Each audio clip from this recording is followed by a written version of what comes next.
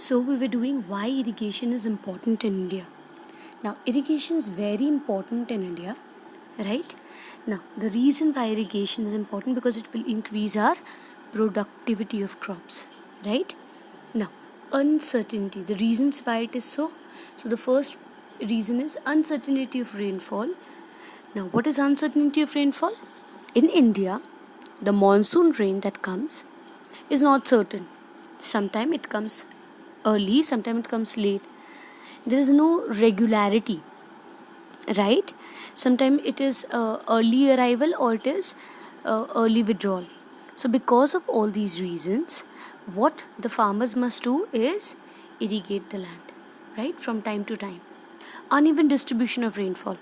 Now what happens when there is a monsoon? We basically have June to September as the monsoon season, right? Rainy season, like the June now. So the rainfall has started, right? So this June to September is the southwest monsoon winds which bring rainfall to India, right? Now in some parts of India it receives very heavy rainfall.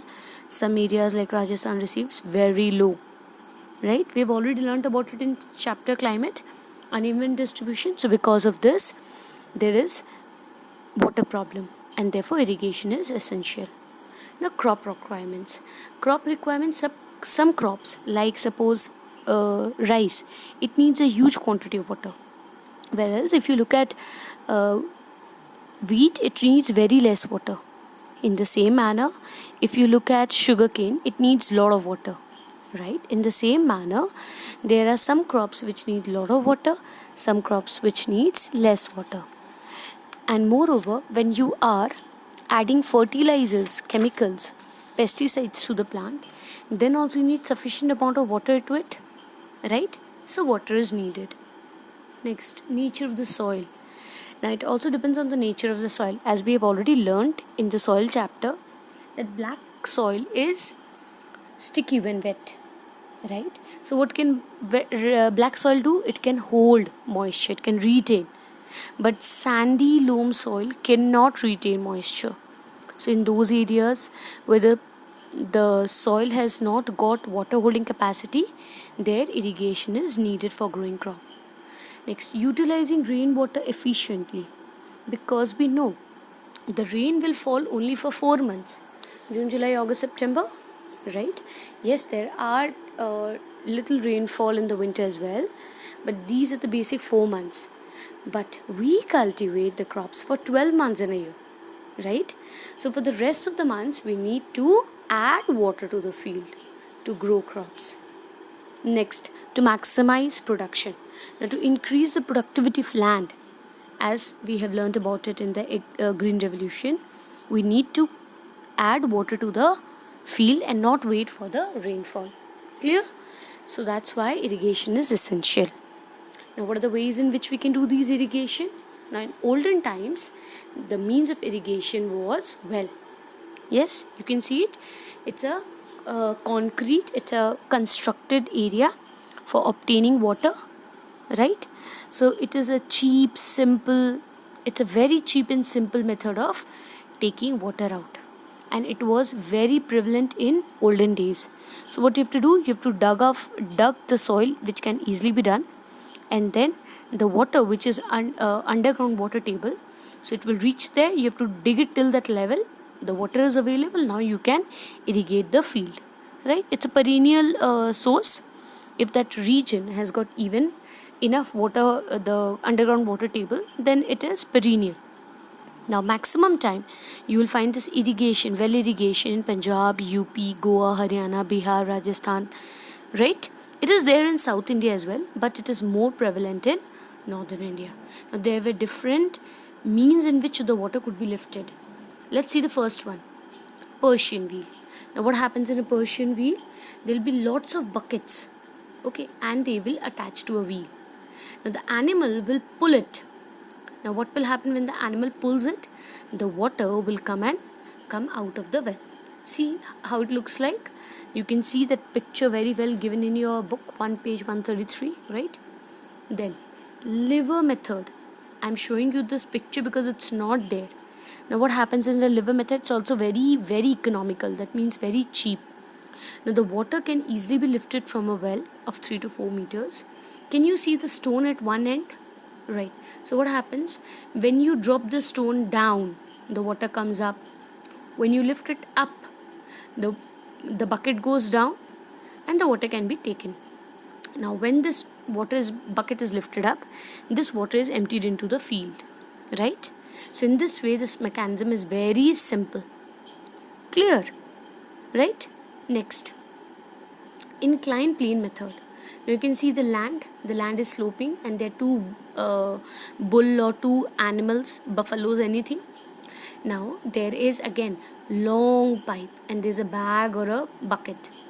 Now what happens, as these animals go down the slope, the water comes up, it gets lifted up, right? And then again it can be emptied into the field. And when the bulls go up to the land, that time it's a empty bucket, so it goes down into the well and the water can, and the same process can be repeated and the water can be lifted each time. Now these methods, these well irrigation methods, were very easy to make. I told you it's very economical and cheap. Yes, easy to make. And the animals they used to keep for harvesting, for plowing the field, they were used, right? But this well irrigation had a disadvantage.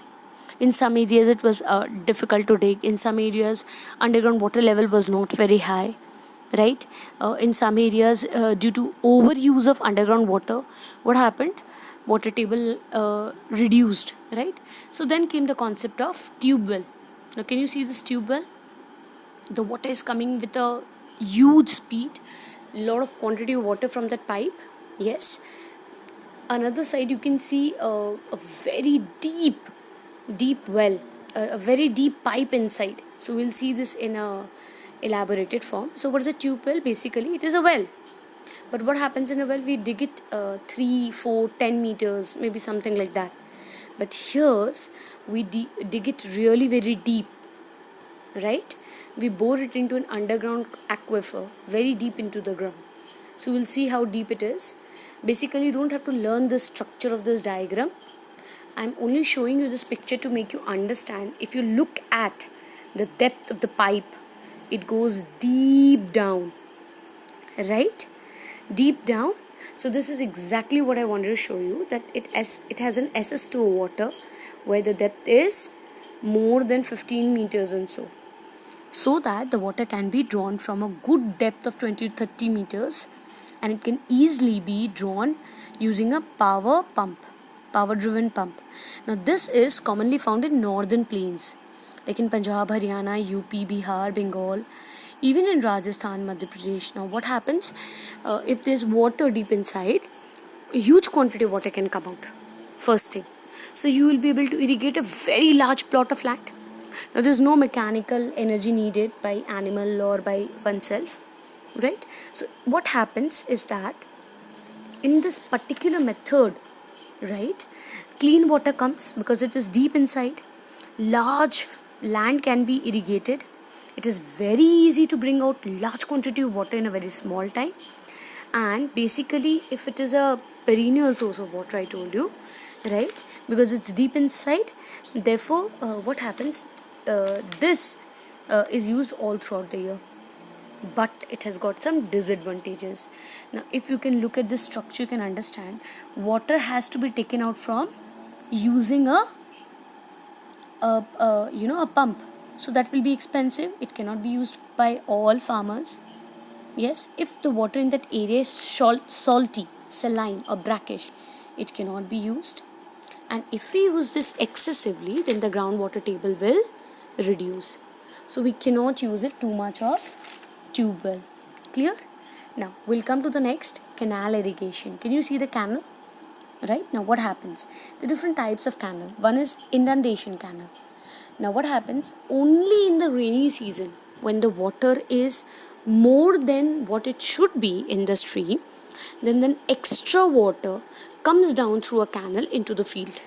Right? It's called inundation canal. Right? It was used in previous time.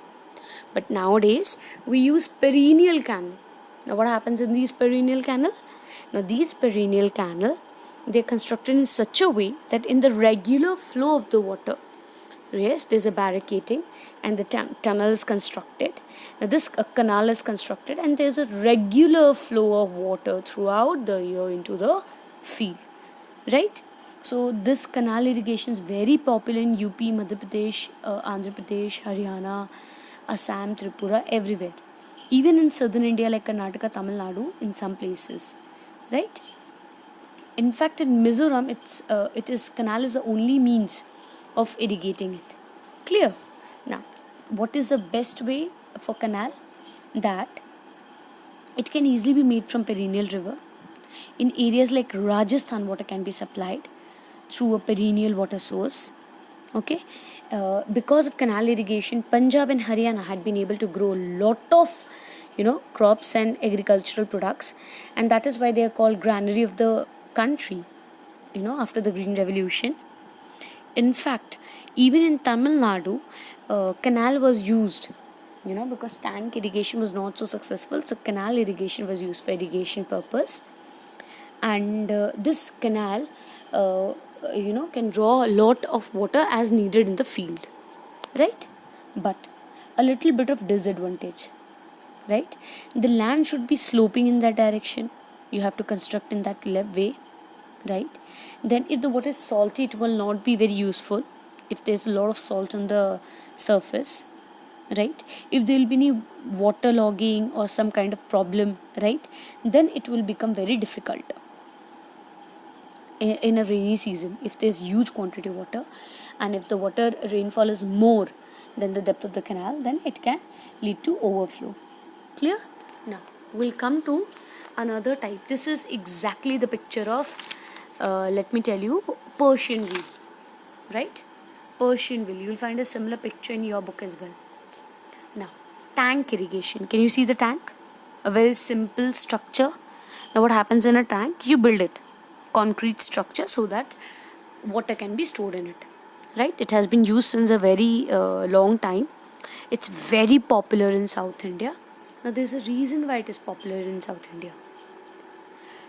We have done the climate chapter and soil and everything, so you know that South India has got Deccan plateau.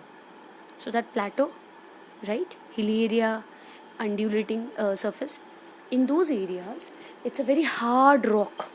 In that hard rock, if you dug deep, you will not be able to find well.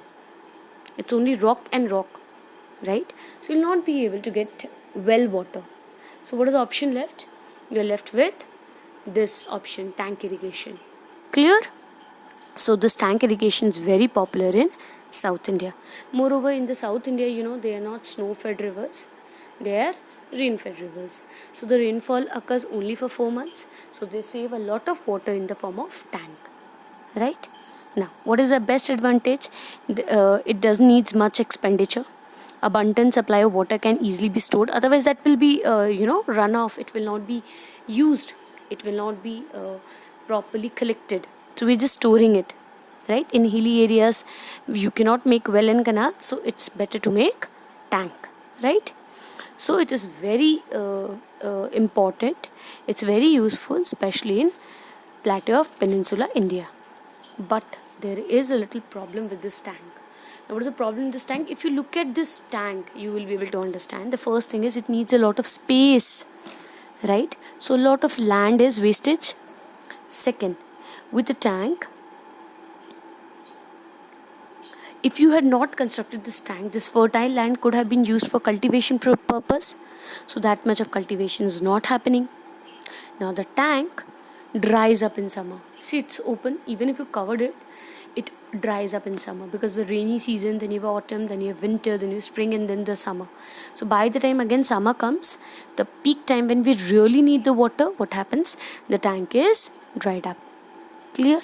Now if the monsoon fail, now there is no rainfall, that means the tank will not be filled up with water. It is dependent on rain. So then again the tank will remain empty. Now tank gets silted. Now what do you mean by siltation?